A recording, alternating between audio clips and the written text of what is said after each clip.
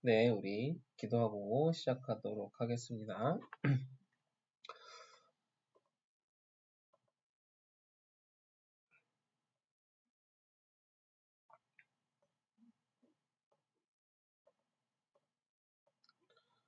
네, 우리 기도하고 시작하겠습니다. 사랑과 은혜가 풍성하신 하나님 감사를 드립니다. 오늘도 하나님 우리가 이렇게 하나님의 말씀을 사랑하고 하나님의 말씀을 사모하여 이 자리에 모여서 함께 하나님이 주신 우리 말씀에 대한 뼈대를 세워나가고 신앙의 기초를 세워나갑니다. 하나님 이 시간이 가장 귀한 시간이 되게 하여 주시고 이 시간이 가장 행복한 시간이 되게 하여 주셔서 저희들의 하나님 신앙생활이 사람의 말과 사람의 결정에 따라가고 끌려가는 신앙생활이 아니라 영원 불변하신 하나님의 말씀이 우리의 등대요 우리의 빛이 될 수 있는 하나님 그 말씀을 따라 나아갈 수 있도록 축복하여 주시옵소서. 살아계신 예수 그리스도 이름으로 기도합니다. 아멘. 네, 이제 오늘 이제 우리 시작하려고 하는 이 이제 하이델베르크가 아니죠. 웨스트민스터 신앙 고백서에 대해서 이제 오늘부터 이제 52주 1년 동안 쭉 이제 또 함께 가려고 합니다. 그래서 지난번 하이델베르크를 할 때는 저희가 거의 중간에서부터 시작을 했기 때문에 이제 개월 수가 한 중간 지점부터 시작을 했기 때문에 막 이제 2주, 3주 막 이렇게 좀 많은 양을 했지만 이번 하이델베르크에서부터는 우리가 이제 맞춰서 가기 때문에 좀 이렇게 천천히 좀 이렇게 우리가 좀 깊이 있게 좀 볼 수 있겠다 생각이 들고요. 또 하이델베르크를 또 대부분의 분들이 조금 하셨기 때문에 그거를 하셨던 분들은 이 웨스트민스터 신앙 고백서 및 웨스트민스터 소요리 문답이 굉장히 조금은 쉽게 더 다가오지 않을까라는 좀 생각이 듭니다. 그래서 우리가 이제 이번 한 해 동안은 이거를 가지고 함께 좀 해 나가려고 합니다. 그래서 이제 이 책의 교재를 좀 이제 저는 이제 그 1년 52주 스터디 그 이제 김홍만 박사님이 하신 교재를 가지고 이제 하고 있는데요. 이제 이거를 우리가 이제 이 머리말부터 조금 이제 우리가 보면서 이번 첫째 주를 이제 오리엔테이션과 또 1주차를 함께 나아가 보려고 합니다. 자, 이렇게 써 있어요. 그러니까 교리 교육이라는 것은 21세기 그리스도인들의 바른 신앙을 위한 근본적이고 필수적인 지식이다라고 써 있죠. 교회에서 요즘 시대가 또 요즘 이 어떤 교회의 분위기가 이 영적 수준이 매우 낮은 상태를 경험하고 있다라고 여기 이제 저자는 쓰고 있어요. 그러면서 이제 교인들에게 이 구원을 체험하기 위해서 성경의 내용도 있지만 성경의 교리, 그 성경의 내용과 성경의 교리는 좀 다릅니다. 성경의 내용은 성경을 이제 쭉 읽고 나아가면서 아는 그 성경의 내용을 말하는 거고, 성경의 교리는 그 성경 전체를 가지고 수많은 학자와 목회자와 이런 영적인 지도자들이 역사와 또 역사적인 또 어떤 검증의 작업을 통해서 신앙의 기초들을 체계적으로 만들어 놓은 것들을 교리라고 해요. 또 이제 대표적으로 우리는 그런 부분을 조직신학이라고 많이 표현을 하죠. 그런 교리를 어느 정도 알고 있냐 이거예요. 성경의 교리를 알고 있냐라고 물어보는 의미는 그 의미를 얘기를 하는 겁니다. 자, 그런 거를 질문을 하면은 당장 우리 이제 여러분들도 개개인에게 한번 질문을 해보세요. 충격적인 대답을 하고는 합니다.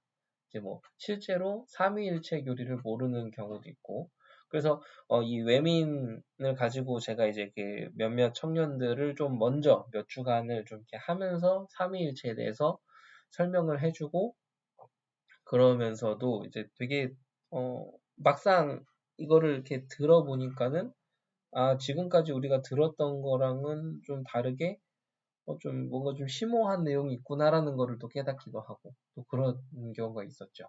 실제로 삼위일체 교리를 모르는 경우도 상당히 많습니다. 그래서 뭐 이제 막 이제 이단적인 설명들을 많이 해요. 뭐 무슨 뭐 어떤 사람은 뭐 세이클로버를 예화로 들면서 줄기 하나에 무슨 뭐 잎이 세 개다 뭐 이런 식으로 설명하는데 삼일체 교리는 어떤 식으로든 그렇게 비유가 들어가서 사람 머릿속에 뭔가가 떠오르게 자꾸 비유를 하는 게 이단입니다. 양태론, 단일신론 이렇게 갈 수 있는 거기 때문에 그런 게 아니라는 것들을 또 얘기를 하고 있는 거죠. 자, 내 구원을 위해서 그리스도가 왜 필요한지조차 대답을 못하는 경우도 쉽게 만나게 되죠. 그나마 조금 우리 먼저 앞전에 있었던 우리 단체에서는 그 단체에서는 그래도 그리스도에 대해서 그래도 꽤 많이 좀 이렇게 강조를 해놨기 때문에 애들이 그리스도에 대해서 좀 뭐 이렇게 얘기를 하긴 하는데 좀 반쪽짜리죠. 그마저도 반쪽짜리예요. 이런 경우들을 또 많이 보게도 됩니다. 자, 이런 상황이 지속되다 보니까는 뭐냐면은 이 성경도 모르고요. 성경의 내용도 모르고 교리도 모르고 신앙에 대한 구조도 모르고 뭐 이런 상태가 돼 있는 거죠. 그러니까는 왜 구원이 왜 필요하고 내가 구원을 받았는지 또 구원을 받기 위해서 그 구원의 확신의 근거를 뭘로 들어야 되는지 이런 거를 모르는 겁니다. 자, 이런 최악의 바닥의 상태를 가지고 있다 보면은 과연 그 사람이 그리스도인이 맞는가라고 질문할 만큼이 될 때가 있죠. 바로 종교개혁 직전의 상태가 그랬대요. 종교개혁 직전의 상태. 그러니까 여러분 생각해보세요. 로마 가톨릭에서 로마 교황청의 말이 곧 법이고 교황의 말이 곧 법이고 성경을 읽으면 사람들이 다 그 성경을 통해서 답을 알 수 있고 진리를 알 수 있는데 그 성경을 자기들만이 읽을 수 있는 라틴어로까지만 번역해 놓고 그 다음의 언어로는 번역 작업을 안 하고 그러면서 그 일반 중세시대 때의 일반적인 백성들이 라틴어는 굉장히 고급 언어거든요. 그러다 보니까 그거를 모르니까는 사제들과 교황과 주교 이런 사람들을 통해서만 해석되어지는 말씀. 그래서 그 사람들이 말하면 그냥 그게 곧 법인. 그 사람들이 말하면 그게 곧 성경인. 그 상태가 종교개혁 직전의 상태였어요. 그러니까는 교황님이 그러셨대. 아, 교황이 그러면 그런 거지. 아, 신부님이 그렇게 말씀하시던데? 그래? 그 신부님은 그걸 뭐 이렇게 누가 그러셨대? 교황이 그러셨대. 뭐 아니면 뭐 신부님이 뭐 이렇게 라틴어 성경은 그렇게 돼 있다는데? 그러면 그런가 봐. 이 상태가 돼 있는 거죠. 성경에 대한 구원적인 지식이 거의 없으니까 예배가 미신적이 되었습니다. 그러니까는 천주교 가보면은 성상 같은 거, 또 이렇게 벽에 그림이나 스테인드 글라스의 그림, 성화라고 하죠. 그런 것들. 이런 것들을 통해서 글을 모르고 있으니까 그런 것들을 보여주면서 그런 걸 통해서만 뭔가 이렇게 신앙을 접하게 하는 거죠. 성경적 구원에 대한 지식이 없으니까 예배가 미신적이 되고요. 상상 속에 있는 우상을 성경의 하나님이라 생각을 했습니다. 그래서 여러분 팀켈러 목사님의 그 내가 만든 신이라는 책을 보면 우리가 알고 있겠지. 우리가 또 많이 깨달을 수 있지만 우리가 하나님이라고 고백하며 기도하고 있는 그 하나님이 정말 내가 아는 성경에서 말씀하시는 하나님인가를 우리는 질문해야 될 때도 있어요. 그렇게 해야 될 필요도 있어요. 왜냐? 성경에서 말하고 있는 성경을 통해서 증거되어지는 그 하나님이 내가 지금 기도하고 있는 하나님인지 아니면 그냥 내가 신앙생활 속에서 어렴풋이 그냥 그렇다고 하니까 믿어서 만들어진 하나님인지 이거를 질문을 해봐야겠죠. 이런 것들은 우리가 지금도 여전히 만나고 있는 문제들이라고 하는 겁니다. 자, 이렇게 교리에 관한 지식의 수준이 낮으면 영적 수준도 낮아지게 됩니다. 그러니까는 자꾸 다 끝났다고 뭐 이렇게 얘기하고, 뭐 이렇게 뭐 이런 부분에 대해서 성경에 대해서나 이런 조직 신학에 대해서나 이런 부분을 얘기하면은 이제 뭐 복음 못 누리고 자꾸 종교로 빠진다고 얘기해요. 그런 모든 부분들이 뭐냐면 이거예요. 영적 수준이 낮아서.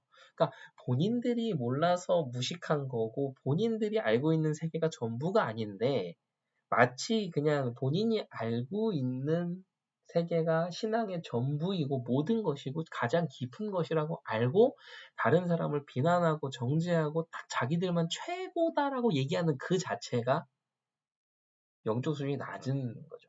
무식한 겁니다. 한 연예인 개그맨인데 굉장히 좀 이렇게 그 개그맨들에서는 좀 대선배격인 분이 한 분이 그랬죠. 무식한 사람이 신념을 가지면 무섭다고. 그거예요.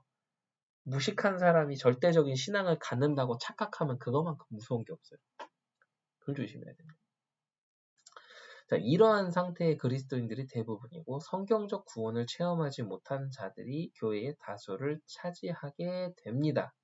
지금 그러고 있다라는 의미도 있겠지만은 그거라기보다는 영적 수준이 낮으면 그렇게 된다라는 거죠. 교회는 영적인 능력은 물론이거니와 경건의 능력도 그렇게 되면 사라지게 됩니다.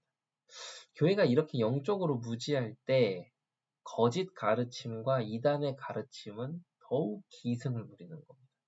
그러니까 교회가 힘을 잃었다, 무슨 뭐 교회가 복음을 잃었다, 뭐 이렇게 표현하는데 그게 아니라 교회가 하나님의 말씀에 순종하지 않고 교회가 하나님의 말씀을 붙잡지 않으니까 하나님의 영이 떠나는 것이고 하나님의 영이 떠난 그 자리에 이단의 가르침과 거짓의 가르침이 더욱 기승을 부리는 거죠. 그 구조를 잘 기억해요. 이런 것들이 유행을 하게 되는 거죠. 뭐 영적 거짓 체험들 이런 것들. 자, 교회가 이렇게 경건의 능력을 잃어가고 있을 때 종교개혁자들은 신앙에 있어서 가장 기본적인 가르침에 대해 강조했는데 그게 지금 이제 오늘부터 이제 우리가 봐야 될 이러한 수많은 교리책들입니다. 마틴 루터는 루터의 소대유리 문답서를 작성했고 또 존 칼빈은 기독교 강요와 제네바 교리 문답서 이런 것들을 또 만들었죠. 하이델베르크 교리 문답서가 작성되어서 널리 소개되고 사용이 되었습니다. 그래서 저희 예를 들어 저희 방주교회 같은 경우는 주일 2부 오후 예배 때는 이 하이델베르크를 가지고 하나님의 말씀을 듣는 그런 시간들을 또 가지려고 해요. 이런 부분들은 너무 중요하기 때문에 그런 거죠. 자, 이런 교리 문답서들의 공통점은 뭐냐면 사도신경, 십계명, 주기도문 이런 것들을 공통적으로 다룹니다. 사도신경은 삼위 하나님의 구속 사역을 설명하는 것이고요. 십계명은 구원받은 자가 지켜야 하는 생활 지침, 마땅히 지켜야 되는 것들. 주기도문은 뭐예요? 구원받은 자가 어떻게 기도해야 하는가를 말해주고 있습니다. 이것은 하나님이 어떻게 구원의 은혜를 베푸시고 구원받은 자가 어떻게 살아가야 하는가를 설명하는 거라고 할 수 있겠죠. 이런 부분들을 쭉 이야기하고 있습니다. 자, 그 중에서도 이 웨스트민스터 소요리 문답, 웨스트민스터 소요리 문답은 영국의 이제 하원 의원이 이제 목회자와 신학자들을 소집해서 작성한 것이죠. 소요리 문답을 작성한 거는 이거예요. 이제 대요리 문답이 있고 소요리 문답이 있고 신앙 고백서가 있는데 신앙 고백서는 모든 교회에 이제 이렇게 딱 전달하기 위한 것이었고 대요리 문답서는 어른들을 위한 것이었고 소요리 문답은 가정에서 부모가 자녀들에게 신앙에 가장 필요한 최소한의 지식을 가르치게 하고 그로 인해서 자녀들에게 구원의 체험과 경건한 삶이 있게 하기 위한 것이었습니다. 그러면 여러분 생각해 보세요. 우리가 소요리 문답 이제 배우겠지만 이게 신앙에 가장 필요한 최소한의 지식이라고 지금 이야기하고 있습니다. 그러니까 우리가 얼마나 모르고 있는가를 또 새삼 느끼게 되는 거죠. 자, 소요리 문답을 작성했던 당시 영국 교회는 잘못된 가르침이 되게 번지고 있었어요. 뭐 많죠. 뭐 영지주의는 늘 있었고요. 뭐 알미니우스의 뭐 그런 사상들, 펠라기우스주의 뭐 이런 자유주의 신학에 가깝고 사람 중심과 사람의 결정 중심에 있는 이런 여러한 것들 뭐 나중에 이제 그런 것들이 이제 미국에서는 이제 뭐 신사도 운동 이런 걸로도 뭐 이렇게 또 새롭게 생겨나기도 하고 이런 식인 잘못된 가르침들이 많았다라는 거죠. 그런 걸로 인해서 바른 신앙이 더욱 침식당하고 있었고, 이런 것들이 이제 당시 영국 교회를 굉장히 흔들어 놓고 정치까지도 흔드는 상황이었어요. 그래서 가정에서부터 참된 신앙교육이 이루어져야 영국이 하나님 앞에 바로 설 것으로 생각하고 소유리 문답을 작성했던 것입니다. 라고 써있죠. 참 저는 이 부분을 보면서 참 하나님 우리나라의 많은 우리나라의 그 위정자들도 참 이런 생각을 할 수 있을 정도의 은혜와 역사가 일어났으면 좋겠습니다라는 참 기도를 많이 합니다. 이렇게 돼야죠. 그럼 참 얼마나 멋진 이 의회의 생각입니까? 자, 이런 외민 소유리 문답이 작성된 지 370년이 지난 오늘날도 여전히 유용합니다. 그것은 이 문서가 가지고 있는 특징 때문이죠. 마틴 루터나 요한 칼빈의 교리 문답서, 또 하이델베르크, 또 하나님의 구속사역과 구원받은 백성의 의무를 다루는 전체 구조인 이런 웨스트민스터 소요리 문답, 이런 내용이 같다라는 거죠. 하이델베르크 교리 문답서와 웨스트민스터 소요리 문답의 구조가 같은데 뭐가 같냐면 하나님의 구속사역, 또 구원, 그리고 백성의 의무를 다루는 전체적인 구조들이 같다라는 거죠. 그래서 소유리 문답에서는 구속의 계획과 적용과 유익들을 보다 자세하고 탁월하게 다루고 있어요.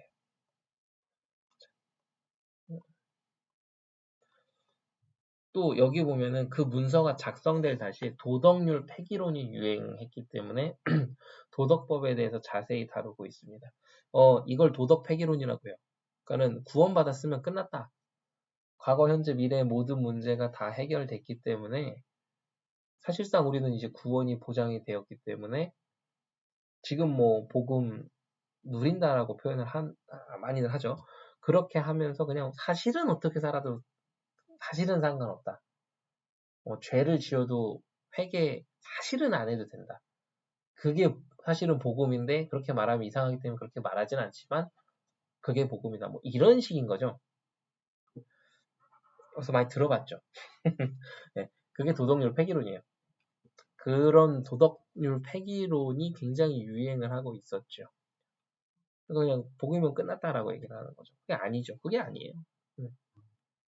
그렇기 때문에 도덕법에 대해서 자세히 다루고 있어요. 자, 소유리 문답은 21세기를 살고 있는 우리에게 바른 신앙을 위한 근본적이고 또 필요한 지식을 제공하고 또 그뿐 아니라 실제적으로 구원이 일어나게 하는 성령의 역사에 대해서 체계적으로 설명하고 있기 때문에 매우 유용하다라고 할 수 있습니다. 여기 밑에 두 단락은 이제 여기 김홍만 교수님이 써놓은 이제 이런 내용들인데 이런 거는 제가 또 그 책을 올려놨으니까 공유를 해놨으니까 또 보시면 좋을 것 같아요. 자, 바로 1주차로 들어가도록 하겠습니다. 자, 질문 3가지가 나와요. 질문 3가지. 사람의 제1되는 목적이 무엇입니까? 라고 써있죠. 사람의 제1되는 목적. 사람의 제1되는 목적은 하나님을 영화롭게 하고 영원토록 그분을 즐거워하는 것입니다. 라고 써있어요. 사람의 제1되는 목적은 하나님을 영화롭게 하고 영원토록 그분을 즐거워하는 것이다. 또 두 번째, 우리가 하나님을 영화롭게 하고 그분을 즐거워하기 위해서 하나님이 우리에게 주신 규칙이 있는데 그게 뭐냐라는 거죠. 그게 뭐예요? 신구약 성경에 기록된 하나님의 말씀이 바로 그 규칙이라는 거죠. 신구약 성경에 기록된 하나님의 말씀은 우리가 하나님을 영화롭게 하고 그분을 즐거워하기 위한, 그분을 기뻐하고 그분에 대해 즐거워하고 이런 것을 방법을 가르쳐 주기 위한 유일한 규칙이라는 거예요. 성경이 가장 중요하게 가르치는 게 그건 무엇입니까? 성경이 가장 중요하게 가르치는 것은 사람이 하나님에 관해 믿는 것과 또 하나님이 사람에게 요구하시는 의무에 대해서 알아가는 거라는 거죠. 이게 성경이 가르치는 거예요. 하나님에 관해 믿는 그 믿음을 성경은 가르치고 있고요. 또 하나님이 사람에게 요구하시는 의무가 무엇인지에 대해서 그러면 성경을 우리가 깊이 알고 연구하고 읽어나가면서 하나님이 우리에게 사람에게 요구하시는 게 뭔가를 폭넓게 봐야 될 필요성이 있겠죠. 딱 그게 뭐 몇 가지라고 딱 말할 수 없어요. 우리는 성경을 통해서 매일매일 깨달아요. 그래서 쭉 나와 있습니다. 사람의 제일 되는 목적. 사람의 창조에서 가장 주된 목적은 하나님을 영화롭게 하는 것입니다. 하나님은 그 존재에 있어서 그냥 그 존재가 영광스러운 분이시고 만물을 창조하시면서 그 자신의 영광과 지혜로우심과 탁월하심을 드러내셨죠. 따라서 모든 피조물은 이 하나님의 그 완전하심 그리고 하나님의 선함에 대해서 당연히 찬양을 드려야 돼요. 내 기분이 나쁘더라도 내 기분이 상해 있더라도 내가 낙심해 있더라도 내가 안 좋더라도 하나님은 찬양받기 합당하신 분이다. 라는 것들을 기억을 해야 돼요. 자, 더욱이 이 피조물 가운데 으뜸으로 만드신 그게 누구냐면 사람이라는 거죠. 피조물 가운데 으뜸으로 만든 것이 사람인데 사람은 하나님의 형상으로 지음받은 자들이기 때문에 하나님을 영화롭게 하는 것, 하나님께 영광 돌리고 하나님을 기쁘게 하고 이런 것들은 마땅한 우리 인간의 본분이라는 거죠. 그래서 사람이 하나님을 영화롭게 하는 것은 먼저 뭐예요? 하나님을 갈망하는 거예요. 그러니까 하나님을 찾는 거예요. 하나님에 대한 갈증이라는 거죠. 갈증, 하나님을 사모하고 하나님을 늘 생각하고 하나님이 나한테 없으면 안 돼요라고 이렇게 매달리고 이러는 것들 있죠. 갈망하고 구하는. 이게 사람에게 가장 필요한 첫 번째라는 거예요. 영화롭게 하는 거에 있어서. 그리고 하나님이 죄인을 구속하시기 위해서 마련하신 구원의 은혜를 받아들이고 의지하는 것이죠. 예수 그리스도의 보혈의 능력이죠. 하나님이 지시하신 대로 예배하는 거. 그리고 성경대로가 너무 중요해요. 성경적이다라는 표현보다도 사실은 더 좋은 표현은 성경대로 하는 거예요. 네. 우리 아마 그 단어 많이 가스라이팅 당해 있을 수도 있어요. 성경적이다. 근데 성경적이 참 복음적이다 이러는데 잘 한번 생각해 보세요. 복음적, 성경적 좋은 표현이지만 또 가장 애매하고 위험에 빠뜨릴 수도 있는 표현입니다. 잘 생각해 보셔야 돼요. 자, 그래서 하나님이 지시하신 대로 예배하는 것. 하나님이 성경대로 하는 그것 안에서 찬양하는 것. 하나님의 명령하시는 대로 순종하는 것이 곧 하나님을 영화롭게 하는 것입니다. 하나님께 감사하는 것도 사람을 만든 목적을 이행하는 거예요. 그래서 감사를 쌓아나가야 된다. 우리가 하나님 주시는 이 말씀 속에서 우리가 감사해야 된다. 감사해야 우리의 영혼이 힘을 얻고 우리의 생각이 변하고 맞는데 이 시간에 교리를 통해서 우리는 좀 더 뭔가 좀 이렇게 냉철하고 딱 정확한 거를 받아들여야 되기 때문에 하나님께 감사하는 거는요. 사람을 위해서가 아니라요. 사람을 만드신 목적이기 때문에 이행해야 되는 당연한 거예요.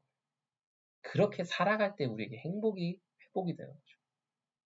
결국 우리는 우리의 모든 행위 가운데서 우리의 모든 행동과 그런 모든 것들을 통해서 하나님을 영화롭게 해야 되는 거예요. 사람의 창조에 있어서 스스로와 관련된 주된 목적은 뭐냐면, 그러니까 사람이 스스로 해야 되는 것은 하나님을 영원토록 즐거워하는 거예요. 하나님을 영원토록 즐거워한다라는 게 무슨 표현이냐면, 하나님과 교제를 갖고 또 그 하나님과 교제하는 그 안에서 기뻐하는 것이라는 거죠. 믿음으로 주를 붙잡고 의지하는 것이 곧 하나님을 즐거워하는 것입니다. 그러려면 어떻게 해요? 그리스도 안에서 하나님이 주시는 유익을 누리면서 즐거워해야겠죠. 이렇게 주를 의지하는 가운데 우리의 영혼은 그 하나님의 말씀 안에서 하나님의 선하심을 경험하게 돼요. 또 하나님의 특별한 사랑을 깨닫게 되는 거죠. 그래서 그 영혼은 더욱 주를 의지하고 장차 영원한 영광 가운데 있게 될 거를 우리가 그런 것들을 통해서 점점점 확신하게 되는 거죠. 그래서 여러분 알아가는 즐거움이 있어요. 하나님을 알아가는 즐거움. 하나님의 은혜를 알아가는 즐거움. 하나님의 말씀의 그 진리와 그 비경을 깨달아가는 즐거움과 행복. 이런 것들을 느낄 수 있어야 된다는 거죠. 이 사람의 목적. 하나님, 여기 써있죠. 하나님을 영화롭게 하고 영원토록 그분을 즐거워하는 이 두 가지 목적은 매우 중요한 것으로 그 어떤 의무보다 앞서며 서로 연결되어 있습니다. 하나님을 영화롭게 하려고 우리는 전심전력을 다해 수고함으로 후자의 것을 얻을 수 있어요. 근데 많은 사람들이 신앙생활할 때 너무 열심히 하지 마라고 표현을 하기도 합니다. 그거는 무슨 의미입니까? 나를 위해서 수고하지 말란 뜻이에요. 그러니까 네가 수고를 하는 건 중요한데 너를 위해서 전심전력을 위해 내달릴 거면 안 하는 게 나아라고 얘기를 합니다. 하지만 하나님을 영화롭게 하려고 수고하는 것은 필요한 거죠. 그것을 통해서 우리는 행복을 얻을 수 있다라는 거죠. 이 땅에서 거룩함을 추구함으로 천국에서 행복을 얻는 것과 마찬가지 원리예요. 이 땅에서 하나님을 영화롭게 하는 것을 원하지 않는 자는 하나님을 즐거워할 수 없죠. 그래서 우리는 코람데오라는 말을 너무도 많이 들었습니다. 하나님 앞에서라는 단어를 참 많이 들었지만 정말 하나님을 위한 하나님 앞에서입니까? 나를 위한 하나님 앞에서입니까? 이거를 우리는 잘 돌아봐야겠죠. 그 다음에 이제 두 번째가 하나님 말씀이에요. 이거는 요거죠. 신구약 성경에 기록된 하나님의 말씀은 우리에게 유일한 규칙이다라는 거. 자, 계속 보겠습니다. 우리가 하나님을 영화롭게 하고 영원토록 그분을 즐거워하기 위해서는 규칙이 필요해요. 그냥 막 하는 게 아니죠. 내 소견에 옳은 대로 하는 것도 아닙니다. 따라서 하나님이 인간에게 규칙을 주셨는데 그 규칙이 바로 성경이죠. 그 성경이 너무 중요해요. 근데 성경을 읽는데 니는 성경도 읽네? 이렇게 표현하는 기독교는 그 어디에도 없습니다. 성경을 읽는 거에 대해서 격려하고 서로 힘쓰고 같이 나아가고 즐거워하고 그 성경을 읽으면서 얻은 은혜에 대해서 나눌 수 있어야 되고 이게 기독교고 개신교예요. 근데 성경 읽네? 왜 성경 읽어? 이런 식이면 그건 기독교가 아니죠. 네. 하나님은 선지자들에게 말씀하셨어요. 그리고 그들이 백성에게 하나님의 말씀을 전하도록 하셨죠. 성령의 감동으로 성경이 기록되게 하셨습니다. 이렇게 기록된 성경은 인간의 말이나 글이 아니에요. 그래서 성서라고 표현하는데 성서는 우리 개혁주의 신학에서 또 개혁파 정통교회에서 이야기하는 표현은 아니에요. 성서는 그냥 많은 뭐 이렇게 종교 단체에 이렇게 많은 책들이 있는데 그런 것처럼 하나의 거룩함을 띠고 있는 책이다라는 수준으로 말하는 게 성서고요. 성경은요. 절대적인 하나님의 말씀과는 우리의 그냥 믿음과 영원함을 위한 경전 그 자체다. 라는 의미를 가지고 있는 게 성경이에요. 네. 그래서 우리는 올드 테스트먼트, 뉴 테스트먼트 이렇게 얘기하죠. 성경을. 기록된 하나님의 말씀, 그냥 그 절대적인 진리 그 자체라는 거죠. 그걸 얘기하고 있는 거예요. 성경은 하나님의 거룩하고 순전한 말씀이죠. 그래서 성경은 오실 메시아를 증거하고 있는 구약과 오신 메시아를 나타내고 있는 신약으로 구분되어 있습니다. 성경은 기적으로 또 순교자들의 피로 확증되어져 있어요. 성경의 말씀을 전달하기 위해서 일어난 수많은 기적들. 기적을 설명해봐라 라는 사람들인데 그 바보예요. 말을 끼를 못 알아듣는 거죠. 기적이라니까요. 기적이 설명이 안 되는 게 기적인 거죠. 이해가 안 되는 게 기적이, 이해가 되면 기적이 아니죠. 그러니까 자꾸 내 머리로 이해되는 것까지만 믿겠습니다라고 하는 것도 뭐랄까요? 그렇게 좋은 신앙은 아니에요. 하나님 말씀에 대해서 질문하는 건 필요해요. 궁금해하는 건 필요해요. 근데 내 머리로 이해되는 것까지만 믿고 안 믿는 건 도대체 나는 못 믿겠어요 라고 하면서 딱 마음만 닫는 거는 믿음이 아니에요. 그건 궁금한 것도 아니고요. 그럼 신앙의 성장이 안 돼요. 하나님의 말씀이 우리의 삶 가운데서 이해되는 부분도 있지만 이해되지 않는 부분이 더 많아요. 그게 성경. 그래서 기적이라고 써 있는 거죠. 그리고 그 성경의 말씀을 전달하기 위해서 순교자들이 복음을 전하다가 피 흘리며 죽었어요. 그러면서까지 이 성경의 말씀을 전달했어요. 왜 그럴까요? 머리로만 믿겠다는 사람들 도무지 이해가 안 되는 거죠. 왜 그러지? 그것도 기적이에요. 참 희한한 사람들 이렇게 생각할 수 있는 거죠. 하지만 그게 은혜요 성령의 역사라는 거죠. 이 성경은 더욱이 하나님, 성령께서 직접 증거하고 계십니다. 성경은 하나님의 감동으로 된 것으로 이것을 연구하고 가르칠 때 성령께서 역사하심으로 회개가 일어나고 믿음이 일어나고 심령의 변화가 일어난다는 거죠. 이는 성령이 하나님의 말씀을 수단으로 해서 그 영혼 위에 일하시는 결과라는 거죠. 그래서 성경 말씀은 너무 중요해요.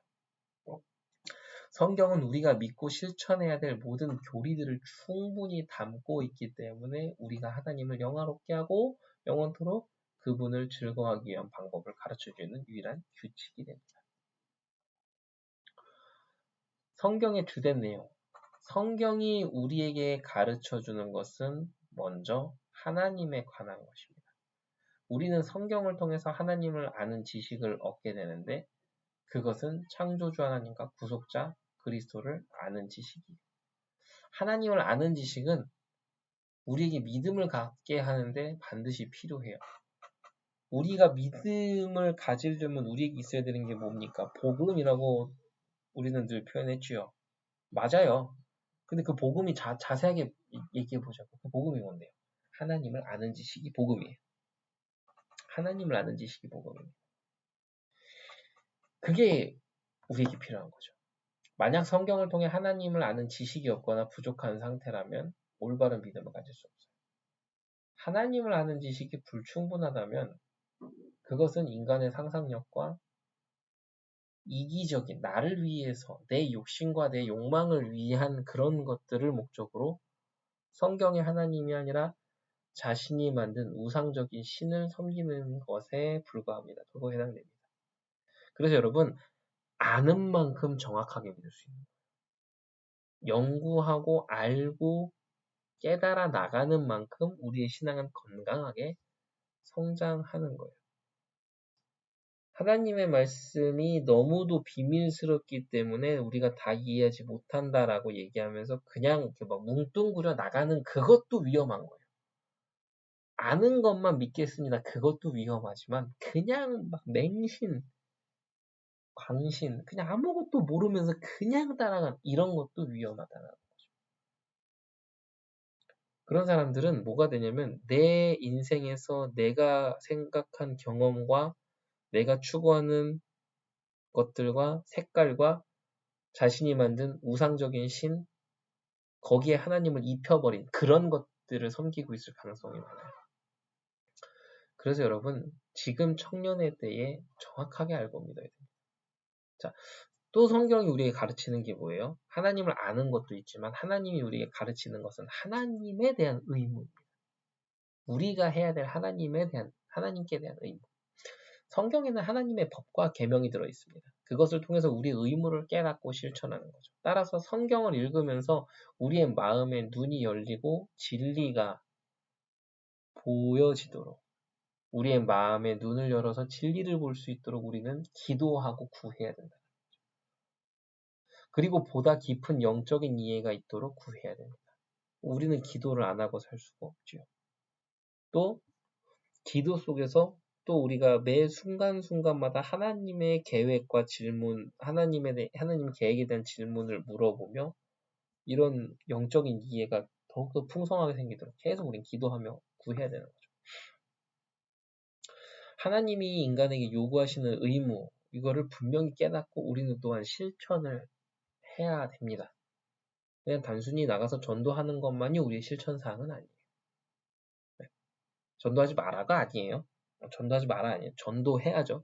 전도와 선교해야 됩니다. 우리 방주교회의 교회 철학도, 목회 철학도 성경대로 하는 전도와 선교예요.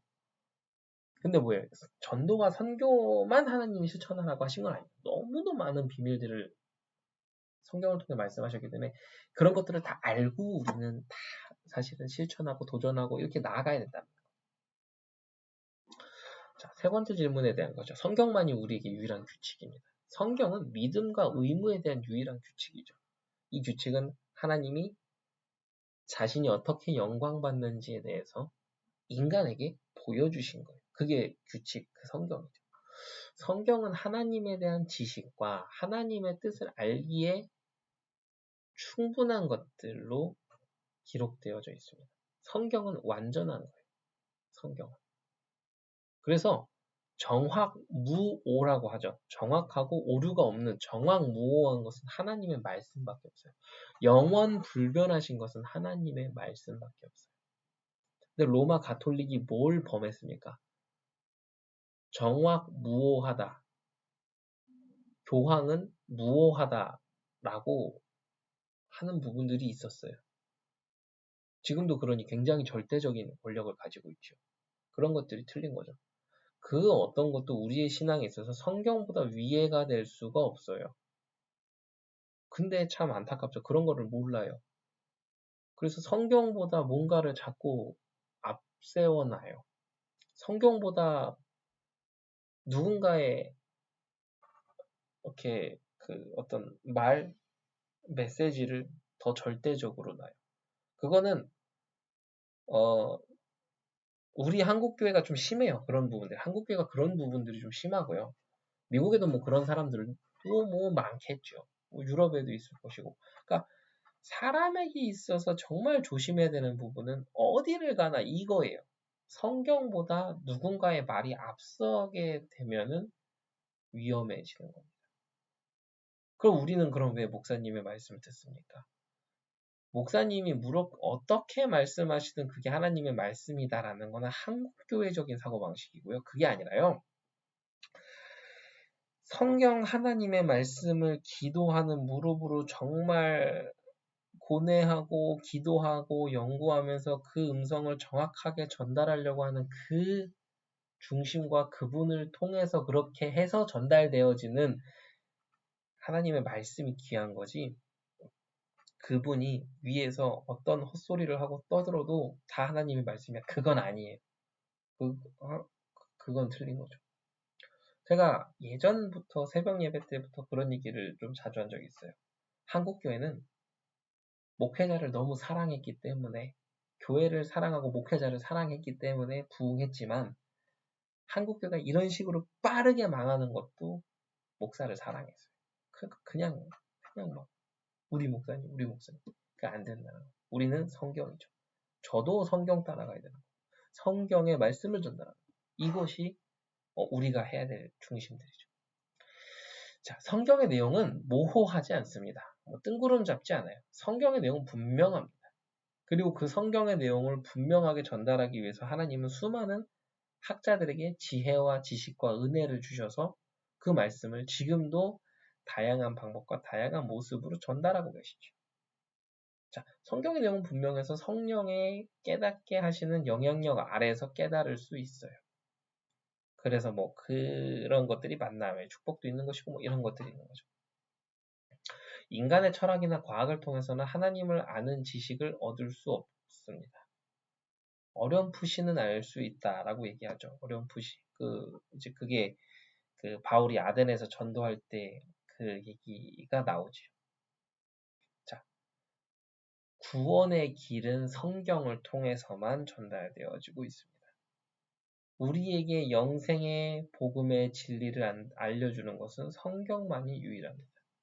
그래서 우리는 성경을 통해서만 얻을 수 있죠. 그래서 여러분 오늘 첫 번째 주차를 통해서 기억해야 되는 건 뭐냐면 우리의 목적은 하나님을 영화롭게 하고 영원토록 그분을 즐거워하고 그분의 의무를 다한 그분이 우리 인간에게 주시는 의무를 다해야 되는 것이며 그것을 알아가기 위해서 우리는 성경을 연구하고 예배하고 이런 공부하고 이런 것들을 통해서 점점점 우리의 믿음을 성숙하게 만들어 나가는 것입니다. 우리가 그렇게 해서 성경을 따라갈 수 있는 이유는 무엇이냐라고 했을 때 성경만이 유일한 규칙이고 하나님이 성령의 감동으로 쓰신 것이기 때문에 충분하며 완전한 것이기 때문에 우리는 성경을 따라갈 수 있는 것이다. 라는 것들을 우리가 좀 깨달을 수 있을 것 같습니다. 그래서 여러분들이 오늘 이번 첫째 주차에서 이 성경, 하나님의 말씀, 이런 부분들에 대해서 좀 잘 정리를 한번 하신 후에 또 이런 말씀들을 가지고 현장에서 또 내가 있는 그 곳에서, 처소에서 있는 그 업에서 승리하시는 은혜가 있게 되기를 예수 그리스도 이름으로 기도합니다. 기도하고 마치도록 하겠습니다. 하나님 감사합니다. 오늘도 우리에게 이 하나님의 말씀의 비밀을 깨닫게 하시니 참 감사드립니다. 하나님, 우리가 이런 말씀을 대할 때마다, 하나님의 말씀을 붙잡을 때마다, 또 하나님의 말씀을 깨달아갈 때마다 귀한 하나님의 말씀의 은혜가 더욱더 우리 영혼 속에 뿌리 내려줄 수 있도록 축복하여 주시옵소서. 또 하나님 각자의 처소에 있는 우리 모든 청년들 하나님 붙잡아 주시고 은혜를 더하여 주셔서 그 있는 그 현장에서 기도하며 예수 그리스도의 빛을 가장 먼저 내 영혼에 비추고 또 그 비춰진 복음의 은혜를 다른 사람에게도 전달할 수 있는 참된 행복자들이 될 수 있도록 인도하여 주시옵소서. 살아계신 예수 그리스도 이름으로 기도합니다. 아멘.